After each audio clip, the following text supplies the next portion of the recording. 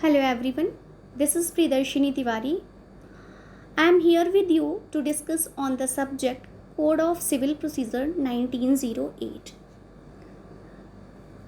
The topic for today's discussion is plaint. So, in this lecture I am going to discuss with the introduction of plaint, the rules regarding plaint, admission of plaint, return of plaint, rejection of plaint, and some leading case laws on the point. Let's start with introduction. The word plaint has nowhere defined under Code of Civil Procedure 1908, but in its general sense, plaint is a document or pleading of the plaintiff asserting the cause of action and the relief which he is claiming before the honorable court. Section 26 lays down that every suit is to be instituted by the presentation of plaint or in such manner as may be prescribed. In every such plaint, the facts are to be proved by an affidavit. Order 4, Rule 1 lays down that a plaint is to be presented in duplicate to the court or to such officer as may be appointed by the court. Every such plaint shall comply with the rules contained in Order 6 and Order 7. Presentation of plaint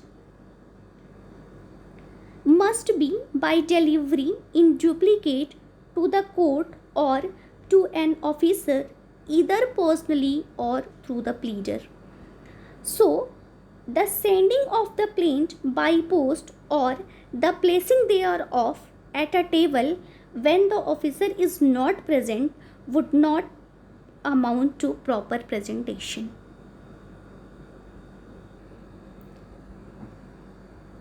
Now the rules regarding plaint. Order 7, Rule 1 of Code of Civil Procedure 1908 provides the particulars to be contained in a plaint. Order 7 lays down that in particular the requirement of a plaint. Rule 1 to 8 lays down the particulars to be incorporated in the plaint. The rule provides that all that the plaintiff is required to do is to plead facts which would entitle him to get a decree. He must plead all those facts within his knowledge. What are the particulars of a plaint are given in the rule number 1. They need to be incorporated in the plaint in clear terms. In other words, it can be said that all those particulars that are given in Rule 1 must be stated clearly by the plaintiff in the plaint. Now, what are the particulars? So, every plaint shall contain the name of the court in which the suit is brought, the name, description, the place of residence of the plaintiff and the defendant.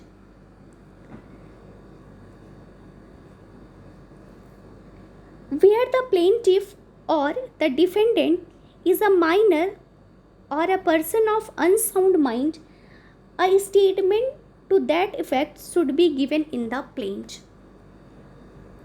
Facts constituting the cause of action and facts showing that the court had jurisdiction, relief which the plaintiff claims,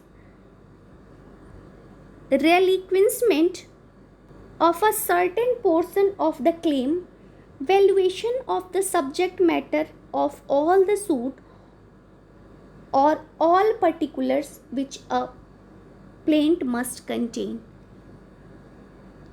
The question of court fees should be determined with reference to the plaint as it is and not as it ought to have been.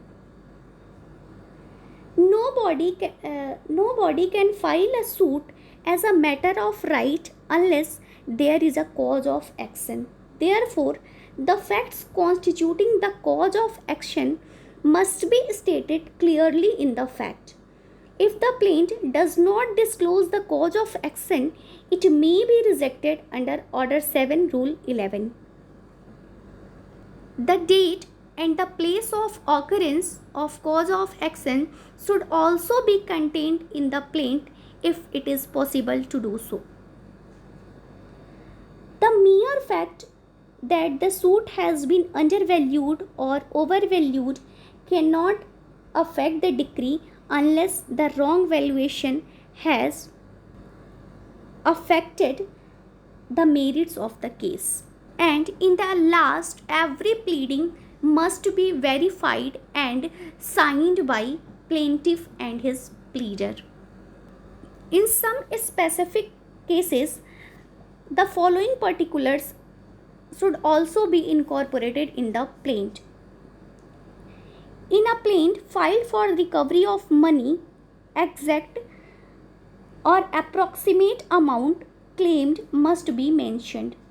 If the plaintiff is suing in representative character, the plaintiff must show that he has an actual existing interest in the subject matter and he has taken necessary steps to enable him to institute such a suit.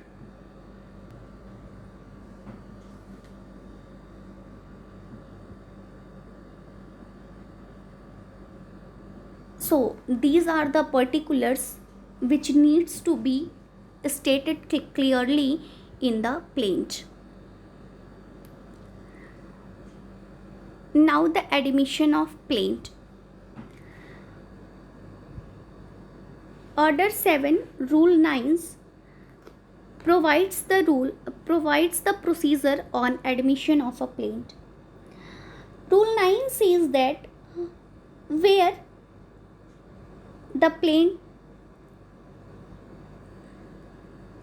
plaint is admitted, what will be the procedure.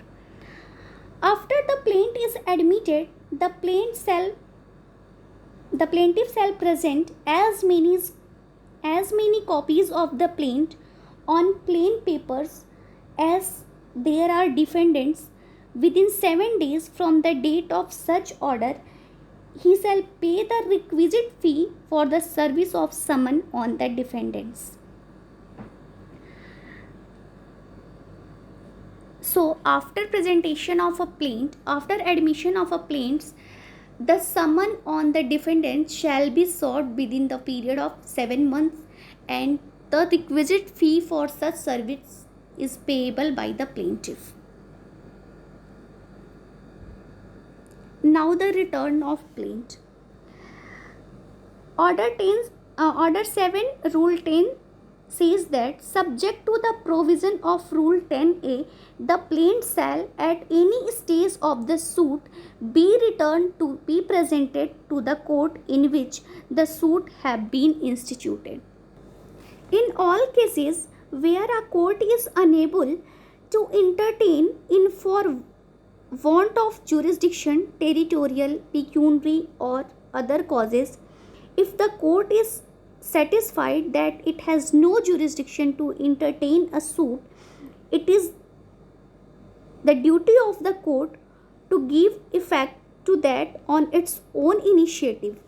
In view of the explanation, an appellate or revisional court can also direct the return of the plaint after setting aside the decree passed. By virtue of sub-rule 2 of Rule 10, a judge returning the plaint shall make an endorsement in it regarding that the date of presentation, the date of return, the name of party presenting it, and reason for such return.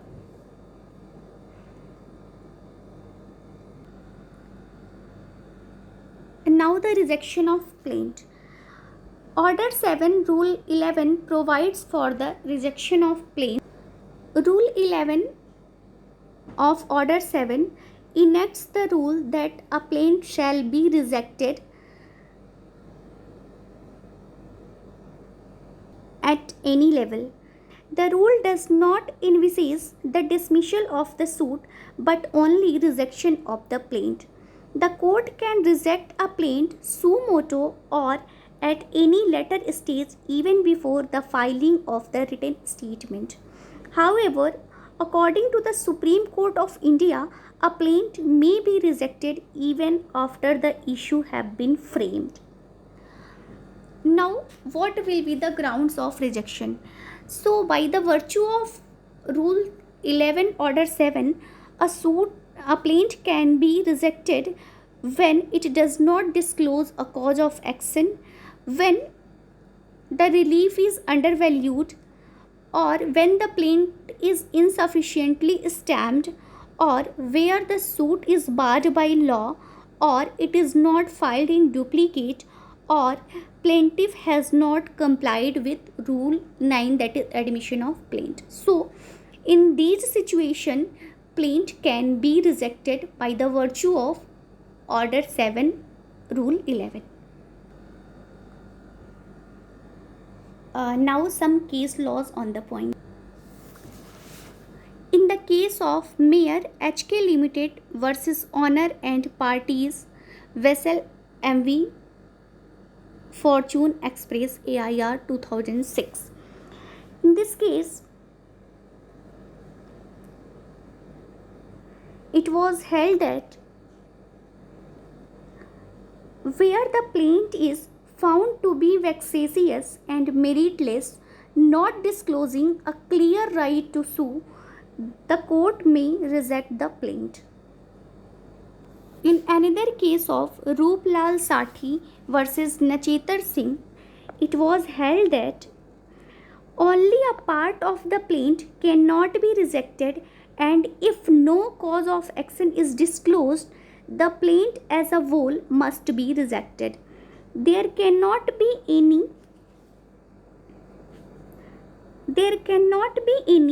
compartmentalization, segregation, and inversion of the language of various paragraphs in the plaint. Thank you.